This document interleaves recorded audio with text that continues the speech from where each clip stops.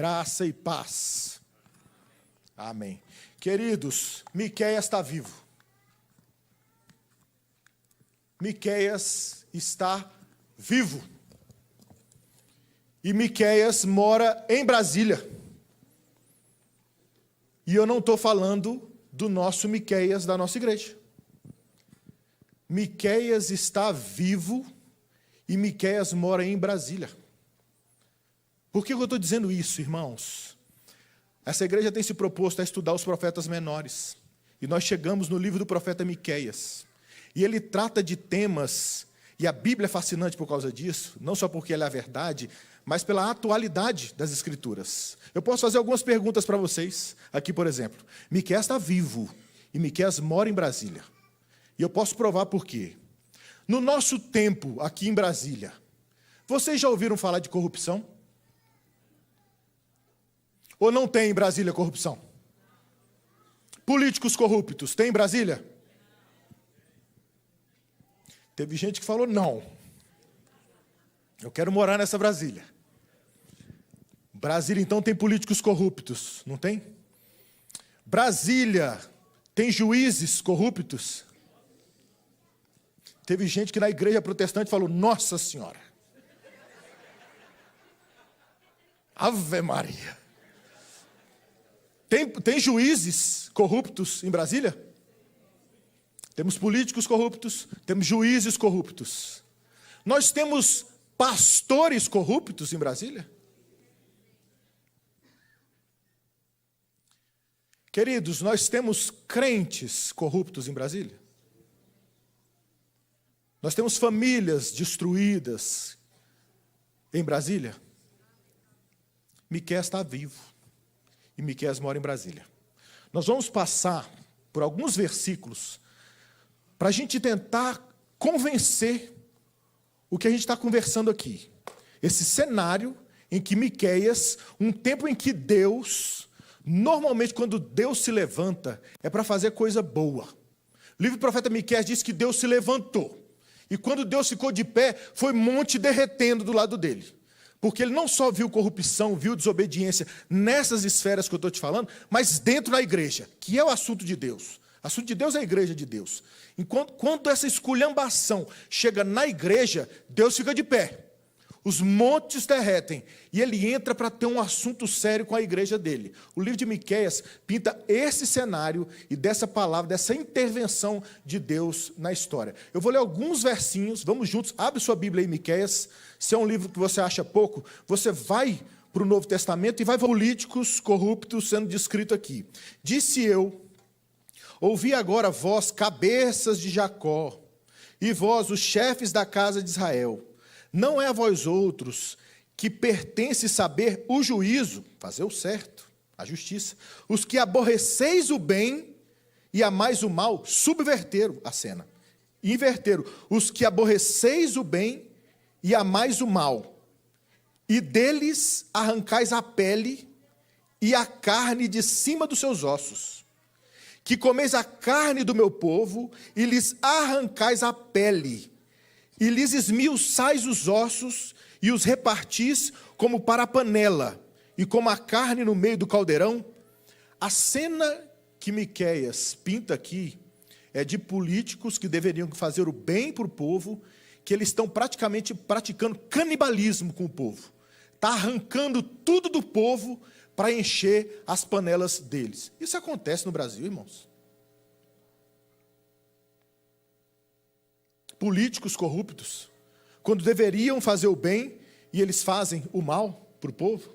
Vejam ainda em Miqueias 3, o verso 5, quando fala dos nossos, dos religiosos corruptos.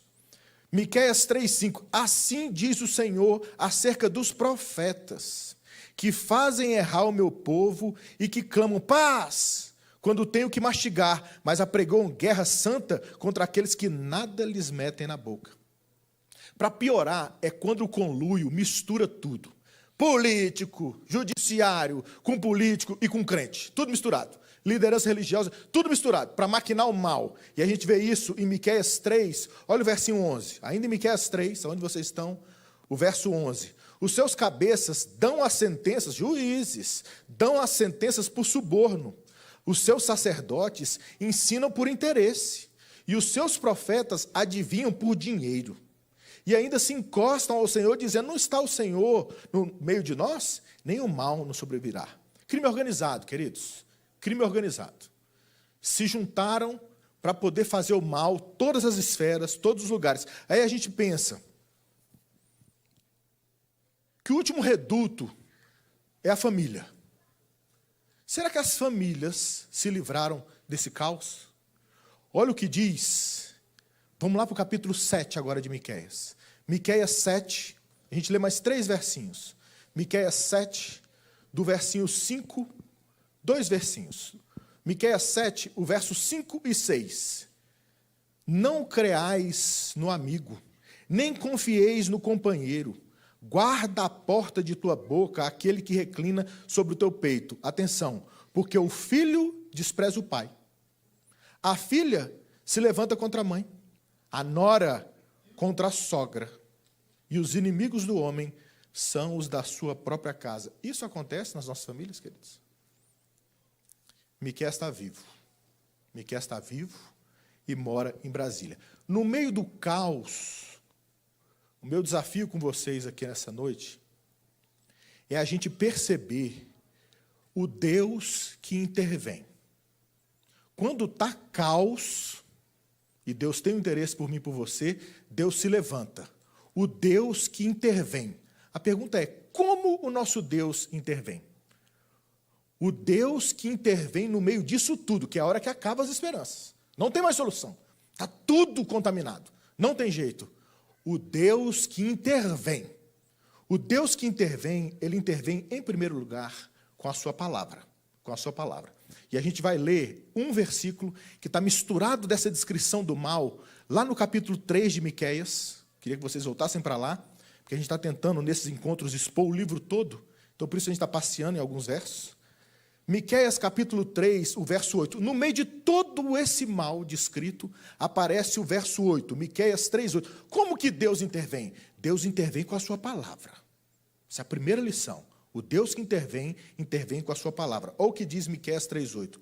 Eu, porém, Miqueias, estou cheio do poder do Espírito do Senhor, cheio de juízo e de força, para declarar a palavra, para levantar a voz, para falar a Jacó a sua transgressão e a Israel o seu pecado. Conversa de Miqueias com a igreja. Ele se levanta. Os profetas menores, eles eram contundentes. Eles pregavam abertamente. Eles não pregavam dentro do quarto. Eles não pregavam dentro de igreja. Eles pregavam nas ruas. E eles falavam palavras fortes. Normalmente, os profetas menores é juízo. É pau quebrando. É eles dando a notícia difícil de ouvir. Porque Deus levanta os homens para falar a sua palavra. Deus não deixa a igreja sem palavra. Quando o caos está muito grande, Deus levanta a palavra.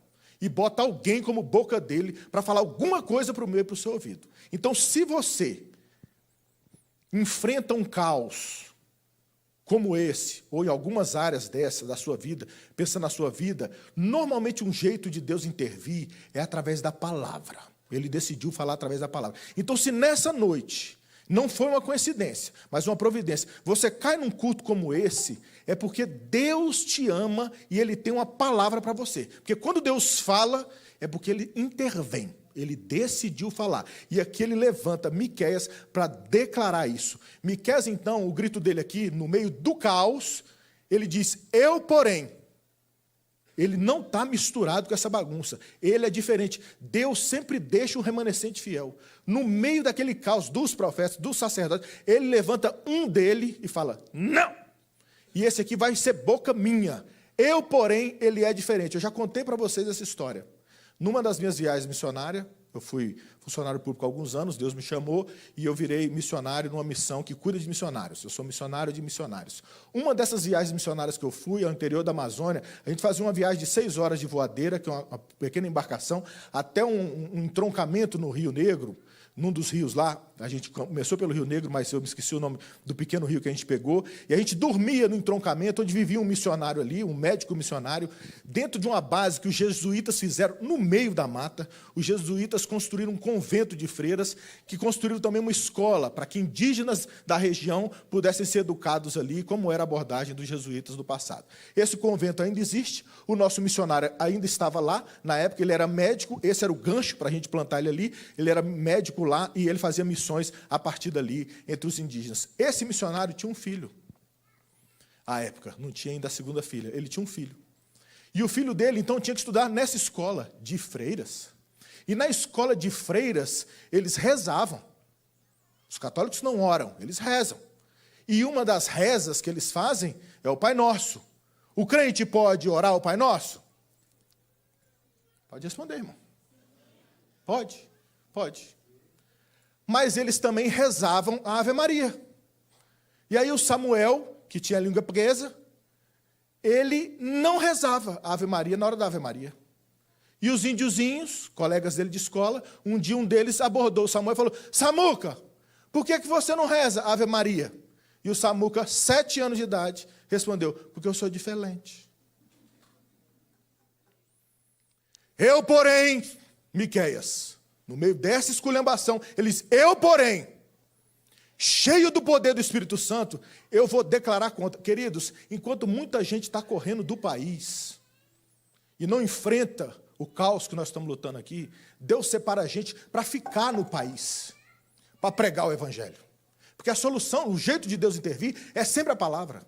Sempre foi a palavra. O jeito de Deus intervir na história, num país, numa vida, num casamento, num filho perdido, é a palavra. Não tem mistério. O poder é de Deus através da palavra. Ele decidiu falar na palavra. Numa outra viagem que eu fiz ao Haiti, uma das primeiras que eu fazia, eu estava achando que eu era missionário, eu contei para alguns de vocês, quando eu desci no Haiti, era um ano depois do terremoto que abalou Porto Príncipe, eu achando que eu era missionário, eu era mais soberbo e mais orgulhoso do que eu sou hoje, e achei que eu já era missionário, que sabia cuidar de missionários. Quando o avião desceu, eu ia ficar 7 dias no Haiti. Quando o avião desceu em Porto Príncipe, o caos era tão grande que eu desisti de ficar lá e me identifiquei. Eu sou frouxo, esse negócio não é para mim. Arrumei um telefone, liguei para a Nanda. E falei: meu amor, eu vim com o Danone, com o Guilherme, era o apelido do Guilherme, era o Danone. Eu vim com o Danone para ficar 7 dias. Eu não aguento, eu empolguei. Missão não é para mim. Eu sou frouxo, eu sou frango. Eu não quero ficar aqui. Eu quero alterar minha passagem, eu quero ir embora daqui, Nanda. A Nanda me deu uma palavra bíblica. Ela falou: vira homem. E eu dormi chorando aquela noite, tendo por coberto as estrelas, porque a gente não dormia dentro da casa, 1 ano depois do terremoto, por medo de um novo colapso, a gente dormia fora das casas, eu tendo por coberto as estrelas, orando e chorando, e falei: o que eu vou fazer nesse Haiti? Não tenho o que fazer aqui, era muito acampamento, muito escombro, muita gente perdida, muita gente machucada, muita bagunça, muito caos, não tinha lei, não tinha regra, mulheres nuas tomando banho na rua, um caos, um caos. Eu falei: o que eu vou fazer aqui, Jeová? Não tenho o que eu fazer aqui. O choro pode durar uma noite, mas a alegria vem pela manhã. De manhã, Deus falou dentro do meu ouvido. Sou crente presbiteriano, Deus falou dentro do meu ouvido. Ele falou: prega a palavra, Carlitos. Prega a palavra, porque a palavra muda um coração muda uma casa muda uma família muda uma repartição, a repartição muda uma cidade, muda um bairro, e muda tudo. E a gente viu isso acontecer, ainda não no Haiti, porque a pregação é precária lá, mas a gente viu o impacto dos protestantes na Coreia do Norte, o pós-guerra da Coreia do Norte, queridos, da Coreia do Sul. Depois da divisão ali do pós-guerra, a Coreia do Sul era paupérrima. Os americanos começaram a mandar missionários no pós-guerra, mandaram missionários para lá. Hoje nós temos quase 30% de protestantes na Coreia do Sul, virou uma potência a Coreia do Sul. Uma das maiores grupos de presbiterianos é na Coreia do Sul. A palavra, quando Deus intervém, normalmente nesse cenário de caos, Ele intervém pela palavra, através da palavra. A gente viu aqui essa descrição de Miqueias, dessa corrupção, desse caos, em várias áreas. Não enxerga isso só na sociedade. Você pode aplicar essa escritura ao meu e ao seu coração. A nossa doutrina reformada chama isso de depravação total. Depravação total é o caos que eu e você estávamos na vida sem Deus. O caos que você andávamos numa vida sem Deus é que o nível da depravação, e eles usaram esse termo forte, depravação total, é porque não há área da minha e da sua vida que não foi contaminada pelo pecado. Não tem. Eu me lembro de minha mãe me dando dipirona, Novalgina, ela me dava em gotas, que falava que essa era melhor. Eu tinha ódio daquele sabor, e ela falava, mas tem que ser em gotas. E também acho que eu tinha dificuldade de engolir o comprimido. E eu me lembro daquelas gotas de Novalgina caindo na água, e aparecendo na água, aquele amarelo, e depois eu queria comer um doce, ela falava, não pode comer o doce depois, tira o efeito do remédio. E tinha que ficar com aquele gosto. A minha luta era como quem queria achar uma parte daquela água que não tivesse sido contaminada pelo remédio. Não tem jeito. Toda a água está banhada daquilo. A sua história é parecida com isso, só que para o mal. O pecado afetou todas as áreas da minha e da sua vida. Então, quando você faz coisas erradas, então você peca por ação, a depravação então consumiu as suas ações, que são frutos de um coração. Nenhuma ação nasce na mão, ela nasce no coração. E ela vem para sua mão e você comete o pecado de ação, mas tem horas que são pecados de omissão. Você não faz o que deveria fazer. Você não visita o preso. Você não dá água para quem está com sede. Você não dá roupa para quem está nu. Você não dá calçado para o descalço. Você não faz. Omissão. Só que o BO é maior. Porque Deus sonda os corações. Então, os nossos pecados, a depravação total, ela toca não só as nossas ações, não só as nossas omissões, mas as nossas intenções. Um episódio clássico das Escrituras, quando um paralítico é descido pelo eirado da casa onde Jesus estava, e ele cura o paralítico, ele lê o coração dos fariseus, que falaram, como que esse cara está falando que ele pode ir embora sem pecado? Que primeiro ele diz, os seus pecados estão perdoados. Ele não curou o paralítico primeiro. E aí os fariseus falaram assim, mas como que ele está perdoando pecado? Quem que esse homem acha que ele é? E Jesus é escrito no texto que ele fala que viu o coração dos fariseus. Ele falou, por que vocês estão falando no coração de vocês que eu não posso perdoar pecado? Para vocês verem que eu posso perdoar pecado, levanta e anda. E o homem saiu de lá carregando a marca dele. Porque Jesus, o nosso pecado, ele afeta não só as nossas ações, as nossas omissões, mas as nossas intenções. E Jesus, ele vê o meu e o seu coração. Então, muitas vezes, você está pecando, não é o jeito que você faz, é o porquê você faz. E eu já disse isso para vocês, eu posso estar pregando aqui com motivações tortas, para receber aplauso, para falar, arrasou, Carlitão, pregou bem de novo, hein? Você está ninja, irmão. As motivações com que eu faço as coisas certas podem estar também contaminadas. O que é que a depravação fez? Esculhambou tudo. Se na sociedade de Miqueias ele diz que judiciário, legislativo, religioso, estava tudo contaminado, traz para o seu coração, querido. Não fica olhando só para fora, não. Falar mal de político e do judiciário é delicioso demais. Eu quero falar mal do seu coração. Todo contaminado. Todo contaminado. Qual a cura para isso, Carlitos? Qual a solução para isso? Deus intervém. Como que Deus intervém? Ele intervém pela palavra. Cantamos aqui, aonde abundou o pecado... Isso, crente, essa é a nossa hora. Superabundou a graça. Não tem pecado meu e seu que não possa ser sufocado pelo sangue de Jesus. Traz o mais encardido, traz o mais frequente, traz o que te dá mais vergonha. Jesus engole tudo na cruz e fala, está pago, está pago. E ele faz isso anunciado pela palavra. Quando não tem jeito, tem. Vocês se lembram do carcereiro? Eu gosto demais da parábola, daquela história do carcereiro. História real. Paulo e Silas preso. Carcereiro era policial penitenciário. Tinha que manter eles presos. Acontece um terremoto. Abrem as jaulas. O carcereiro fala, casa caiu. Deu ruim. Não tem jeito. Eu sou carcereiro. Tenho que manter a turma presa. Abriu as portas. Todo mundo foi embora. Ele tira a espada e vai se matar. Talvez bota ao contrário para deitar em cima dela. O peso do corpo. O assassinar. Ou passar ela lambendo o próprio pescoço. Não tem solução para mim. O que Paulo faz? Não te faças nenhum mal. Porque sempre Deus levanta um homem que é boca de Deus para pregar a palavra. Quem que sabe que se matar é mal ou bem? Quem que ensinou isso para Paulo? Quem que explicou que essa vida tem valor? Deus levanta um homem para falar no caos. Quando não tem mais solução, toda a área corrompida. O carcereiro falou, não tem jeito mais para mim. Eu posso tirar a vida. Quando você achar que não tem jeito mais para o seu problema, e eu falo com homens aqui que já pensaram em tirar a própria vida. Eu falo com mulheres aqui que já cogitaram tirar a própria vida. Só você e eu que sabe o que é uma noite escura da alma. Sabe o que é um grito de alguém que fala, não te faças nenhum mal. Porque sempre no seu caos, o nosso Deus que intervém, ele intervém pela palavra. Nosso Deus fala, disse Deus. É no passado, a hora que Adão esconde, ele vai atrás de Adão. Onde você está, Adão? É sempre a palavra. Quando o povo está no deserto, o povo iletrado, o povo perdido, fugido, naquele deserto, Deus dá a palavra. Escreve com o próprio dedo em tábua. Moisés ensina o povo a ler e vamos decorar os mandamentos. É isso aí. É sempre a palavra. Sempre Deus nos dá a palavra. O nosso Deus que intervém usa a palavra. E, queridos, sempre Deus vai usar, não é uma palavra solta, não. O jeito que Deus decidiu usar a palavra que alguém precisa ouvir está dentro da sua boca. Esse é meu mantra. A palavra que alguém precisa ouvir está dentro da sua boca, crente. Você tem uma palavra. Tem uma menina que foi levada cativa, junto com o povo dela, que foi feito escravo. Ela me vira a doméstica de uma mulher que trabalhava para um alto escalão do exército da Síria. O Naamã me pega um câncer da época, uma doença mortal. Ele era leproso. Ele está falando aqui com a esposinha dele, que está triste demais, porque ele era um alto comandante, um alto general, um campeão de guerra, porém leproso. Está com câncer terminal, metástase. Não tem jeito, pois a menina, a doméstica, ouviu a conversa, dá um passo de ousadia e fé, como diz Esther. Não era hora da doméstica estar falando. Ela abre a boca de Deus, no caos daquele homem perdido. Ela fala, se ele fosse ver o meu pastor tinha uma palavra para ele. Boa. E vocês sabem a história de Naamã. Ele vai até o pastor, nem é o pastor que recebe ele, manda o serviçal, e o homem fala, dá 7 pulos na lagoa feia, você vai ficar bom. No caos, quando não tem solução, é a palavra. Sempre é a palavra. Não tem jeito, tem. No caso de Davi, levanta Natã. Não tem jeito, adúltero, assassino. Não tem jeito. A palavra, Deus intervém. Natã, vai lá e conta uma história para Davi. Bota ele dentro da história, ele cai em si e fala, quem que é esse homem? Que matou a única ovelha de um camarada que eu quero dar na cara dele. Esse homem é você, irmão. Esse homem é você. Essa palavra de hoje é para você.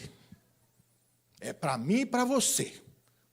Se você não está no caos hoje, guarda ela no bolso, porque um dia você vai enfrentar o caos. Não tem um que passou essa vida sem lamber a sepultura. Uma hora vai ficar ruim para você, irmão. Fica esperto. Hora que ficar ruim, na noite escura da alma, que é dia de sorrir, dia de chorar, enfia a mão no bolso e pega essa palavra. No caos, o nosso Deus intervém pela palavra. Leia a Bíblia, conheça a Bíblia e anuncie a Bíblia, que é o que o povo precisa ouvir. Amém, queridos? Foi fraco. Amém? O Deus que intervém usa a palavra, usou a vida de Miqueias, mas tem algo aqui que a gente fala pouquíssimo na igreja Presbitex. Pouquíssimo. E a segunda lição. O Deus que intervém, ele intervém com sua palavra, mas o Deus que intervém com o seu Espírito.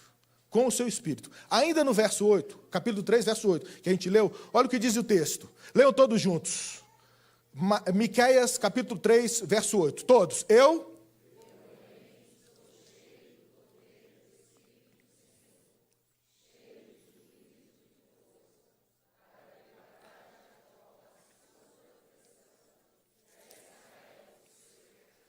Eu, porém, Miqueias, no meio do caos, Miqueias, estou cheio do poder do Espírito do Senhor, para poder levar a palavra. Queridos, não adianta ter motor, tem que ter óleo no motor. Não adianta engrenagem, tem que ter um óleo na engrenagem. Não adianta ter lamparina, tem que ter azeite na lamparina. Vamos ver a história de uma pessoa que vocês conhecem bem nas Escrituras. Abre aí em Gênesis, por favor, sua Bíblia, no capítulo 39 de Gênesis. Gênesis, capítulo 39. Como nós fizemos aqui nas músicas de hoje, nos louvores que cantamos a Deus, vocês perceberam que as músicas têm refrão, a parte que repete. Vamos ver se em Gênesis 39, em alguns versinhos das Escrituras, você nota um refrão. Gênesis 39, verso 2. O Senhor era com José, e foi homem próspero, e estava na casa do seu senhor egípcio. Verso 3, vocês. Vendo...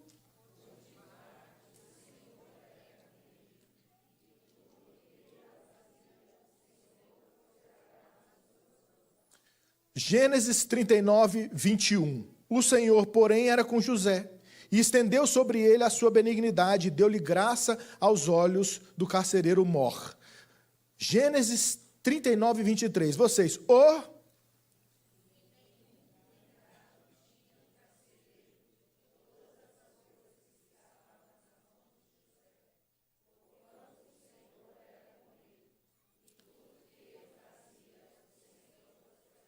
Agora vamos juntos em Gênesis 41, 38. Gênesis 41, 38. Gênesis 41, 38 no 3. 1, 2, 3. Todos.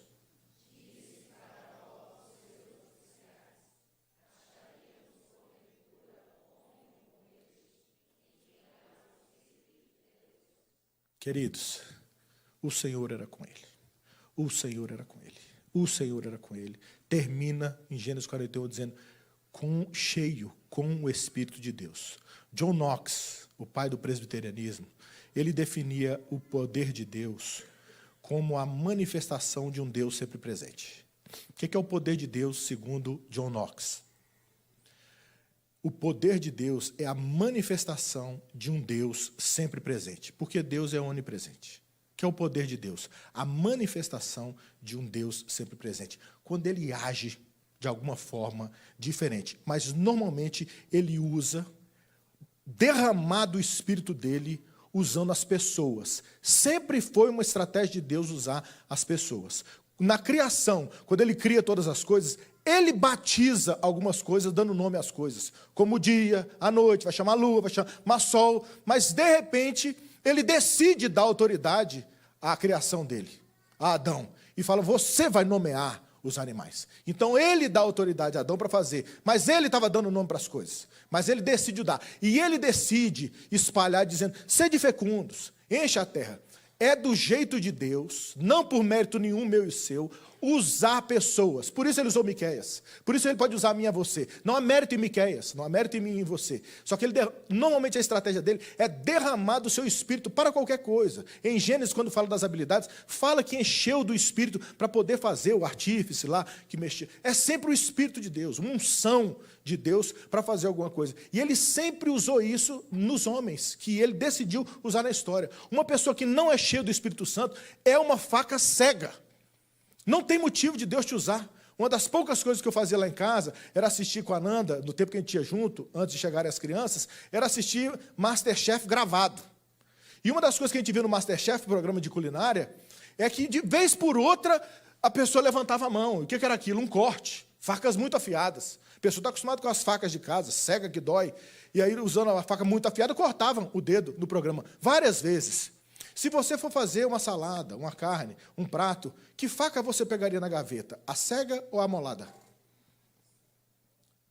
A afiada.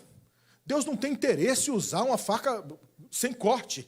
A unção é aquele crente cheio do Espírito que dá gosto de Deus usar. Ele vai usar, ele vai pegar uma faca cheia do Espírito, que ele mesmo derramou o corte naquela faca. E você vê isso ao longo da história. Tem alguns versículos, eu vou ler algum para vocês aqui. A gente viu de José do Egito, cheio de Deus, tudo que tocava prosperado, tudo que fazia. Se ele está no poço, ele brilha. Se ele está na prisão, ele brilha. Se ele está no palácio, ele brilha. Não importa onde ele está. Ele era usado por Deus aonde ele estava, cheio do Espírito de Deus. A presença do Senhor era com ele, todo mundo percebia. Eu poderia fazer um corte aqui. O povo percebe o Espírito Santo em você? Quem te vê luz, vê sal. Tem tempero sua conversa? Sua conversa abençoa o ambiente? Ou você que começa as fofocas? Eu estou com um projeto pessoal esse ano. Eu quero parar de falar mal dos outros, eu pessoalmente. Porque como crente, você torce o falar mal com o nome de motivo de oração. Então, tem uma pessoa que está precisando de oração, quando é fé, eu estou falando mal. Isso é brilho do Espírito.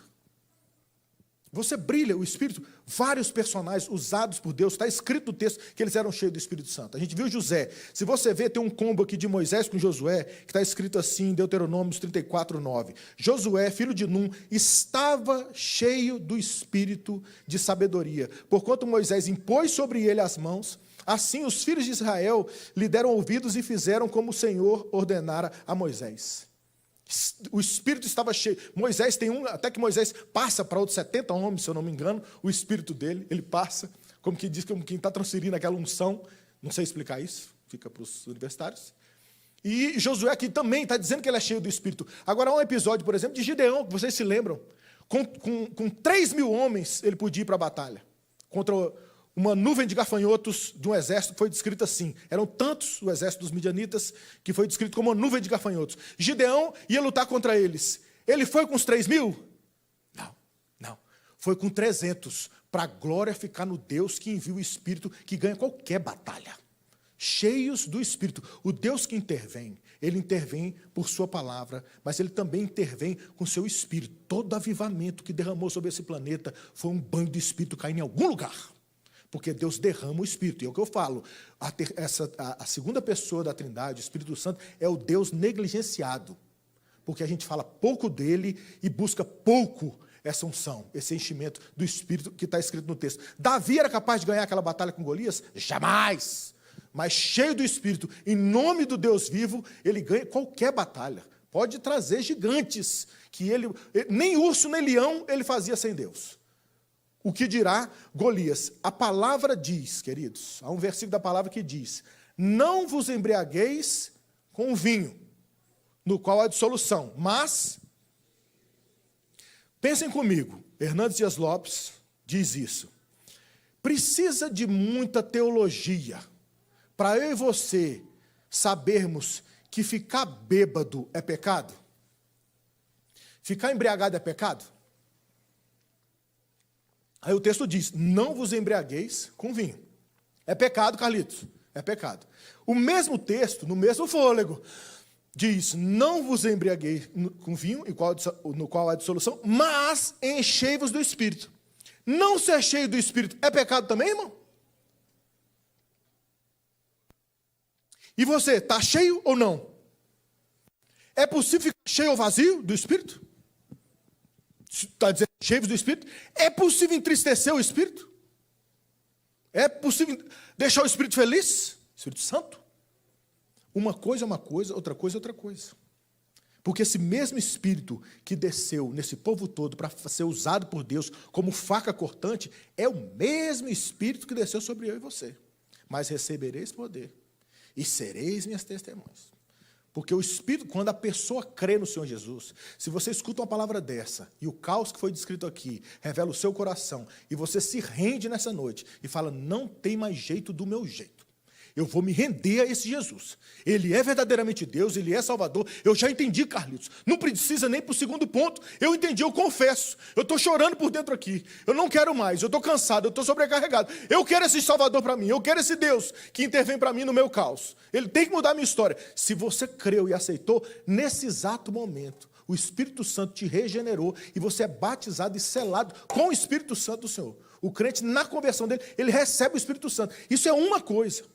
Também Hernandes Dias Lopes diz isso. Uma coisa é você ter o Espírito Santo presente em você. E outra coisa é ele ser regente. Ele te dominar. E ele compara com um copo de água. Um copo de água vazio, você anda tranquilão. Um copo de água vazio, está tranquilo, não vai cair. Um copo de água cheio, ele muda o seu caminhar. Se não cai, vai despacito, Carlitos. Vai devagar, senão vai cair. Você está cheio do Espírito Santo, muda o jeito de você andar. Muda o jeito de você falar. E esse mesmo Espírito Santo de Gideão, de Sansão, de Davi, de Moisés, de Josué, de José, de todos esses, é o mesmo que está disponível para mim e para você.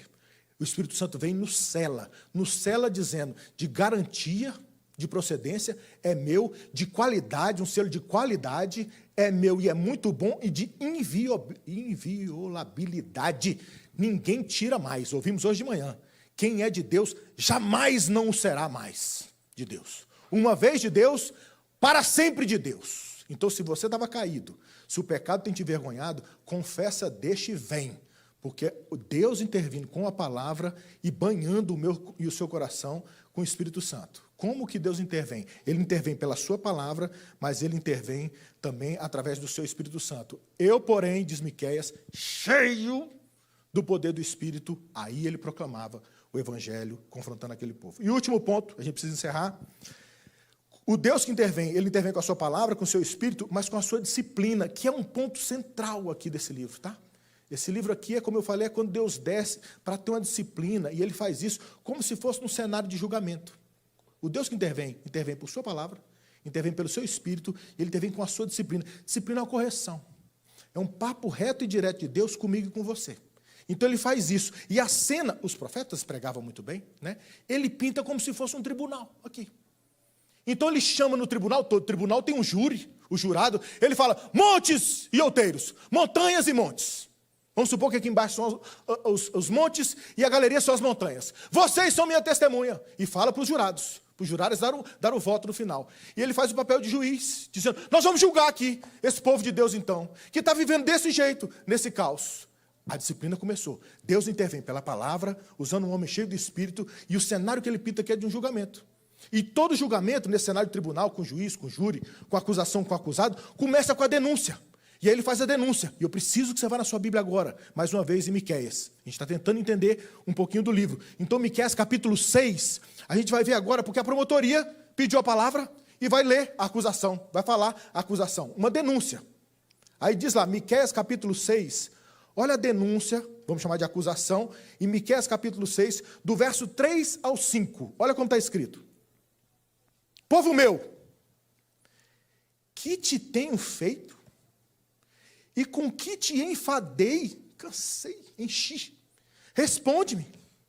Pois te fiz sair da terra do Egito e da casa da servidão, te remi. Enviei adiante de ti Moisés, Arão e Miriam, povo meu. Lembra-te agora do que maquinou Balaque, o rei de Moabe, e do que lhe respondeu Balaão, filho de Beor, e do que aconteceu desde Sitim até Gilgal, para que conheças os atos de justiça do Senhor. A denúncia está feita. Eu vou explicar para vocês. Fica calmo. A denúncia está feita. Deus, no papel aqui de promotoria, faz a denúncia, mas ele faz uma denúncia com lágrimas nos olhos. Uma denúncia amorosa. Ele fala, povo meu, é um pai falando com um filho. É paterna a abordagem dele. Não é forte, distante, apesar de ser um julgamento. Ele fala, povo meu, o que faltou te fazer? Que eu te amei. Gente, vocês se lembram de uma história pequena para o nosso ambiente aqui, mas eu vou contar, de um jogador de bola chamado Kaká. Vocês lembram da história do Kaká? Jogador de bola? Muito bom. Vocês ficaram sabendo que o Kaká separou um tempo atrás? E na fofoca que saiu, vocês viram por que foi? A esposinha do Kaká, da boca dela, falou que o Kaká era fofo demais, tipo o marido perfeito. Falou que não tinha motivo para separar. Que ele era um paizão, que ele era um maridão, um homem de bem, bom comportamento. Ele não fez nada, segundo ela. E ela separou dele. Separou porque era fofo, que era pleno, que era perfeito, que era bom. Por que eu estou falando desse devaneio aqui? Deus falou isso nas Escrituras. Para mim e para vocês, para os crentes. Isaías já anunciava isso. Eu anotei aqui um versinho de Isaías, que diz assim, Isaías 5,4. Que mais se podia fazer ainda a minha vinha, minha plantaçãozinha de uva, que eu não tenha feito? E como esperando eu que desse uvas boas, veio a produzir uvas más, Deus compara a igrejinha dele com a plantação de uva.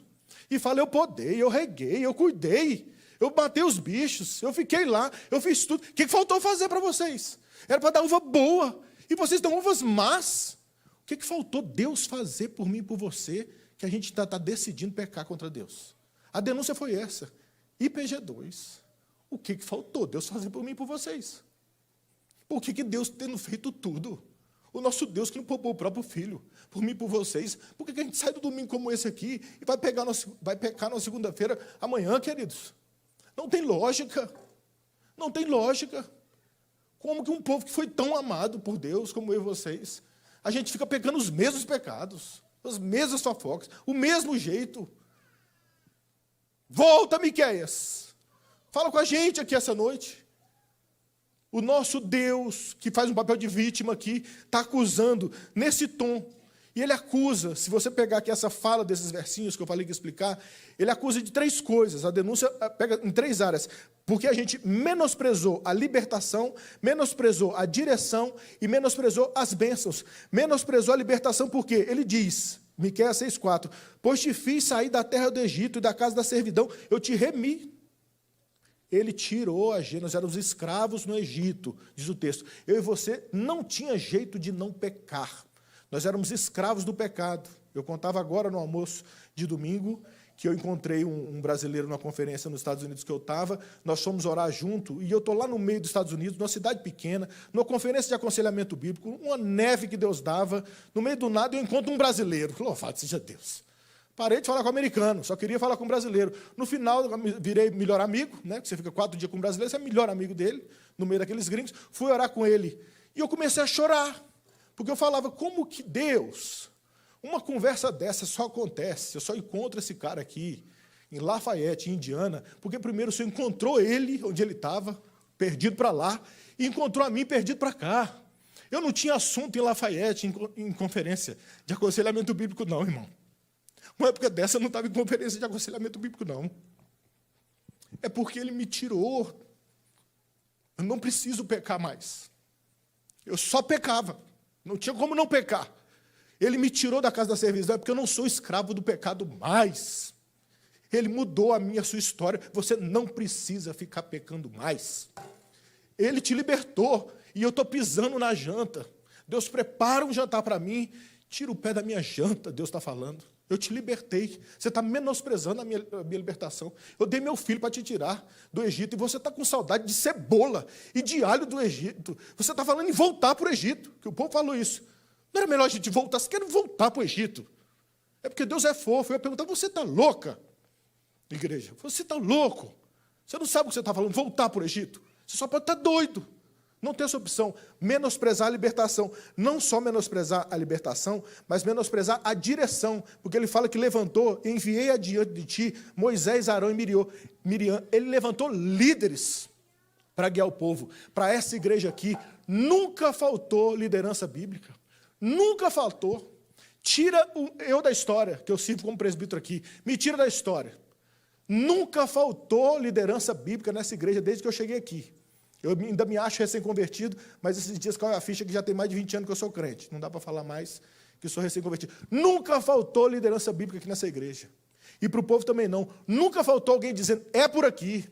E o povo decidindo pecar. Não faltou sermão para vocês aqui, irmãos. Vocês escutam sermão atrás de sermão aqui, ó.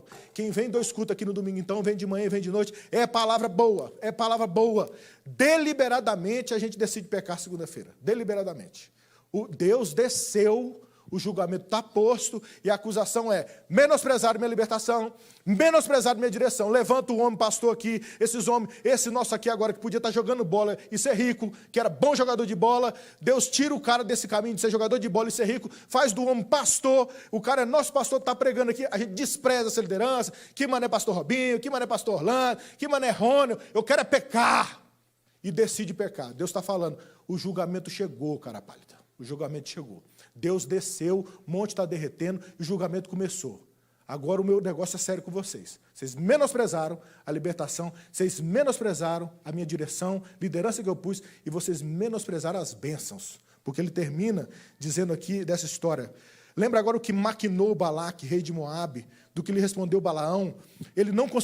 Balaque não conseguia vencer a guerra militarmente, ele quis vencer espiritualmente, porque sabia que o povo de Deus era crente. Aí ele paga um profeta por fora para fazer profecia torta, para falar mal, para fazer coisa errada. Deus é tão poderoso, Deus que eu sirvo, ele é tão poderoso que ele entra na boca de Balaão e faz falar a coisa certa. Toma, distraído.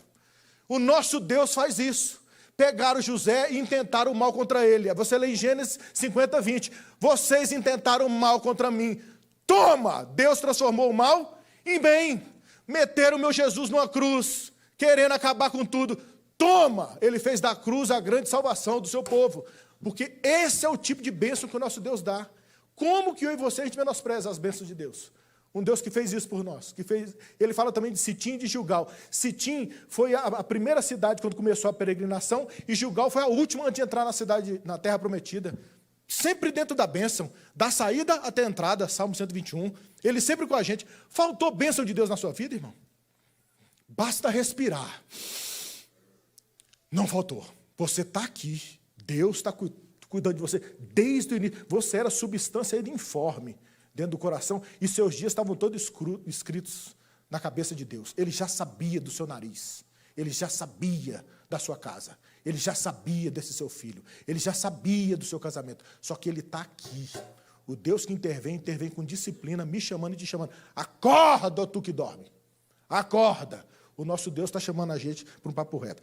E aí, entra a defesa, que eu não posso perder tempo aqui. Em Miqueias 6, a denúncia foi feita, a defesa toma a palavra. E a defesa é ridícula, tá? Já vou adiantar para vocês. Miqueias 6, versos 6 e 7. A denúncia falou, vocês menosprezaram, isso, isso e isso. A defesa fala, deixa eu me defender. E a própria defesa fala, Miqueias 6, versos 6 e 7. Com que me apresentarei ao Senhor? E me inclinarei ante o Deus excelso? Virei perante ele com holocaustos? Com bezerros de 1 ano, novinhos, perfeitos?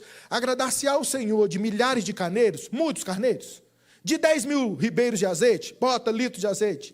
Darei o meu primogênito pela minha transgressão, o fruto do meu corpo pelo pecado da minha alma. A defesa tenta se defender com folhas de figueira, como diz Gênesis.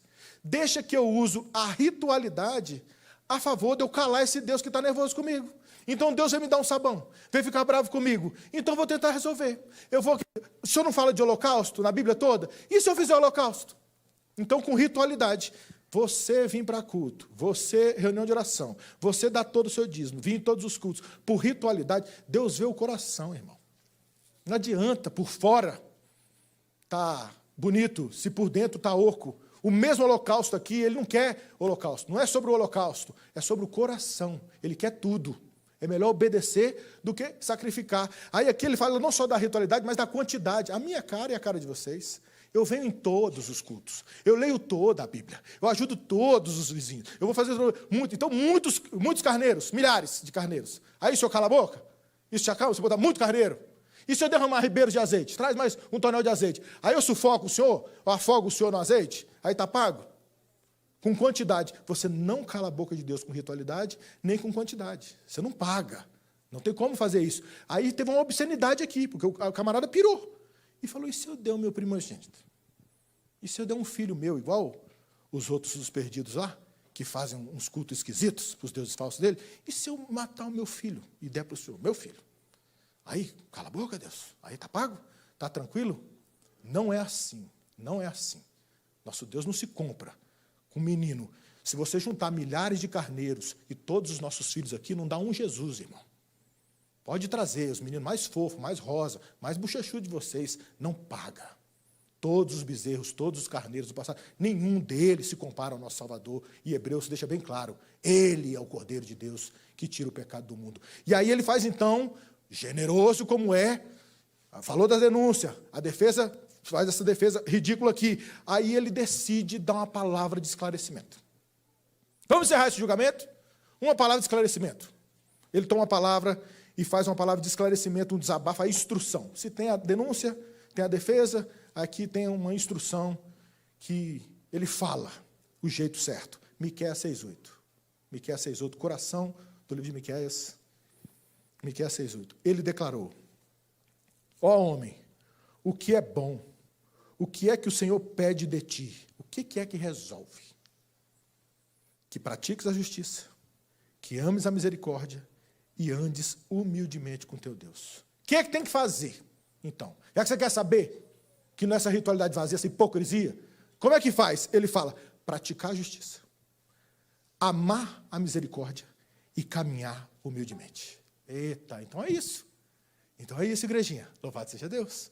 Então agora é só a gente praticar a justiça, amar a misericórdia e caminhar humildemente. Fechou? Vamos orar, vamos para casa. Que é 3 tarefinhas para a gente durante essa semana. Quem dá conta, levanta a mão. Ninguém dá conta, Oliver. Ninguém dá conta. Ninguém dá conta. Ninguém dá conta. Ninguém dá conta. A gente termina. Ninguém dá conta. Aí eu leio para vocês a boa notícia de Miqueias. Miqueias 5:2, o nascimento do Messias e o seu reinado. Ele diz assim, e tu, Belém, Efrata, pequena demais para figurar como grupo de milhares de Judá, de ti me sairá o que há de reinar em Israel, e cujas origens são desde os tempos antigos, desde os dias da eternidade. Jesus de Nazaré. Miqueias já profetizava que de Belém ia vir um menino, e ele sim praticou a justiça em todo o tempo. Ele sim amou a misericórdia. em todo o tempo. Ele não só era misericordioso, ele amava a misericórdia. Ele não só era justo, ele praticava a justiça. Ele não só caminhou, mas ele caminhou com humildade diante de Deus. Ele nunca fez a vontade dele. Diante da maior dor da alma dele, ele falou: Deus, mas seja feita a tua vontade e não a minha. Como que funciona para mim e para você, se nessa noite eu e você a gente desiste de tentar fazer e se junta a Cristo? Porque ele pagou. Ele é justo, ele é misericordioso, ele é humilde. Se você se junta a ele, Deus passa a te ver nele. Você não precisa fazer, entre aspas, mais nada. Mas todos aqueles que estão em Cristo Jesus fatalmente buscarão praticar justiça, amar a misericórdia e caminhar humildemente diante dele. Porque nele todas as coisas foram satisfeitas. Ele é o cumprimento de toda a obediência. A gente não dá conta de cumprir. É Jesus, de braços abertos, falando para o seu caos: vem, tem solução, eu paguei no seu lugar. Amém, queridos?